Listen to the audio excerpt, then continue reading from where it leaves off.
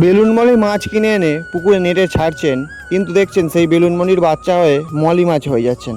তার মানে বেলুনমলির জাত নষ্ট হয়ে যাচ্ছে।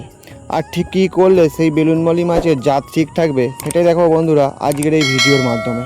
সকালবেলা চলে এসেছি বন্ধুরা বাড়ির পুকুরে। এবারে পুকুরে নামবো আর নেমে আপনাদের দেখাবো যে একটা নেটে সুন্দরী বেলুনমলি মাছ আছে। সেই সুন্দরী বেলুনমলি মাছের বাচ্চা সুন্দরী বেলুনমলি হবে ঠিক কী কারণে আর কী করলে সেই মাছের জাত নষ্ট হবে না আজকের এই ভিডিওর মাধ্যমে। তো যেতে যেতে একটা নেট দেখালাম, তাতে অনেক মাছ দেখালাম। তারপরে চলে এসেছি যে নেটটা আমরা চাগাবো সেই নেটটার কাছে। এই নেটটাতে বন্ধুরা মূলত শুধুমাত্র সুন্দরী বেলুনমলি মাছই আছে, আর আছে কিছু ধাড়ি গোলাপি জ্যাবরা আর অল্প কিছু লিলি মাছের ধাড়ি ফিমেল আর আছে। তো যাই হোক, নেটটা আমি এক কোণে জড়ো করে নিয়েছি। তোমরা দেখতেই পাচ্ছ এই নেটটাতে কিন্তু প্রচুর পরিমাণে মাছ আছে। এর মধ্যে যে ধাড়ি সুন্দরী বেলুনমলিগুলো তোমরা দেখতে পাচ্ছ, এই মাছগুলো অনেকদিন ধরেই আমার কাছে আছে, ছোট থেকেই। ওরাই এত বড় হয়ে গেছে এখন, আর বড় হয়ে কিন্তু প্রচুর বাচ্চা জন্ম দিয়েছে। তো যাই হোক, এবারে আমি আমার হাত নেটটা দিয়ে এই মাছগুলো থেকে কিছু কিছু মাছ আমি গামলির মধ্যে তুলবো, আর এর মধ্যে থেকে যে মাছগুলো ছাঁট সেইগুলো বাদ দিয়ে দেবো।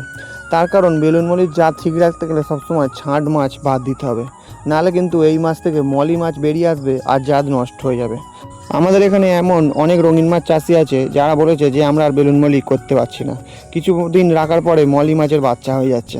তো যাই হোক, তোমাদের আমি সেই সঠিক পথটাই দেখাবো, তাই ভিডিওটি শেষ পর্যন্ত দেখুন। এদের থেকে আমি বেছে বেছে একদম ধাড়ি মাছগুলো বেছে তুলে নেবো, আর মোটামুটি যে মাছগুলো আদলা তৈরি হয়ে গেছে সেইগুলো, আর তার সাথে সাথে যে ছাঁট মাছগুলো আছে সেইগুলো বেছে নেবো। তো বন্ধুরা দেখো, মোটামুটি ধাড়ি আর আদলা মাছগুলো সব বেছে নিয়েছি। এবারে একদম ছোটো মাছ আর যে গোলাপি জ্যাবড়া মাছগুলো সব আমি নেটের মধ্যে আবার ছেড়ে দেবো। তো দেখো, প্রথমবার ছানা মারতে কিন্তু অনেক মাছের বাচ্চা উঠেছিল, সেইগুলো সব ছেড়ে দিলাম। এরকম করে করে আমি প্রত্যেকবার ছানা মেরে মেরে সব মাছগুলো বেছে নেবো, আর বাচ্চা মাছগুলো নেটের মধ্যে আবার ছেড়ে দেবো। তো দ্বিতীয়বার ছানা মেরেছি, দেখো এবারেও বেশ ভালো পরিমাণ মাছ কিন্তু নেটের মধ্যে উঠেছে। তো যাই হোক বন্ধুরা, নেটটা দেখে তো খুব আনন্দ লাগছে, তার কারণে একটা নেটেই তো মোটামুটি বেশ ভালো পরিমাণই মাছ আছে।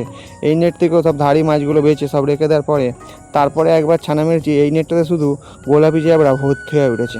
গোলাপি জ্যাবড়াগুলোর পেটে কিন্তু ভালোই ডিম আছে, খুব শিগগিরই কিন্তু এদের ব্রিডিং করতে হবে, নাহলে কিন্তু এরা নেটের মধ্যে ডিম ছেড়ে দেবে। তো যাই হোক বন্ধুরা, সব মাছগুলো বেছে নিয়েছি। এবারে নেটে বাদবাকি মাছগুলো সব ছেড়ে দিয়েছি, ঘোরাঘুরি করছে। দেখো নেটের মধ্যে কিন্তু এখনও কত মাছ আছে, এই মাছগুলোই বড় হলে আরও অনেক হয়ে যাবে। তাছাড়া যে ধাড়ি মাছগুলো আছে এরাও কিন্তু এখনও বাচ্চা দেবে।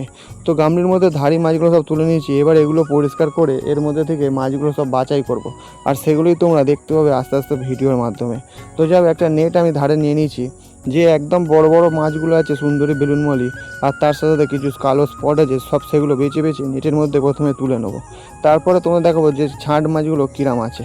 তো দেখো, বড় বড় মাছগুলোকে সব আমি আস্তে আস্তে তুলে নিচ্ছি, দেখতেই পাচ্ছ বন্ধুরা। মোটামুটি বেশ কিছুক্ষণ সময় ধরে বাছার পরে ধাড়ি মাছগুলো সব বাছা হয়ে গেছে। আর ধাড়ি মাছগুলোর সাইজ দেখো, যেন একটা বড় বড় রসগোল্লার মতন পিস। এখানে এখনও আদলা মাছগুলো আছে আর ছাঁট মাছগুলো আছে, সেগুলো পরে বাছাই হবে। তো প্রথমে ধাড়ি মাছগুলো আবার নেটের মধ্যে আমি আস্তে করে ছেড়ে দিলাম, যাতে খুব শিগগিরই এই মাছগুলো আবার বাচ্চা দিতে পারে। তারপরে নেটটা আস্তে করে নেটের ভেতর ঢুকিয়ে সব মাছগুলো ছেড়ে দিলাম, এবং ওরা কিন্তু চলে গেল। এবারে তোমরা ভাবছো যে সুন্দরী বেলুনমলির বাচ্চা বেশি কী করে পাবে, তাহলে কিন্তু তোমাদের একটা কাজ করতে হবে, যে বেলুনমলি ফিমেলের সাথে মেল মাছ কিন্তু বেশি রাখতে হবে, তাহলে কিন্তু বাচ্চা বেশি হবে। এবারে নেটটা নিয়ে আমি মাঝারি আর আদলা মাছগুলো যেগুলো আছে সেগুলো ভালো করে বেছে নেবো, তারপরে তোমাদের আবার দেখাচ্ছি। তো এখনও এর মধ্যে অনেক মাছ আছে, আর কিছু ছাঁট মাছও কিন্তু এর মধ্যে আছে। ছাঁট মাছ বলতে বেশিরভাগ সব মলি হয়ে গেছে সেইগুলো। তো দেখো, যেগুলো আবার আদলা বেলুনমলি ছিল সেই মাছগুলো বেছে তুলে নিয়েছি বন্ধুরা। এবার এই মাছগুলো ছেড়ে দেবো, আর যে ছাঁট মাছগুলো আছে সেইগুলো আমি অন্য নেটে ছেড়ে দেবো। তো বন্ধুরা, তোমরা ভিডিওর মাধ্যমে বুঝতেই পারলে যে সুন্দরী বেলুনমলির বাচ্চা সুন্দরী বেলুনমলি ঠিক কী কারণে হবে।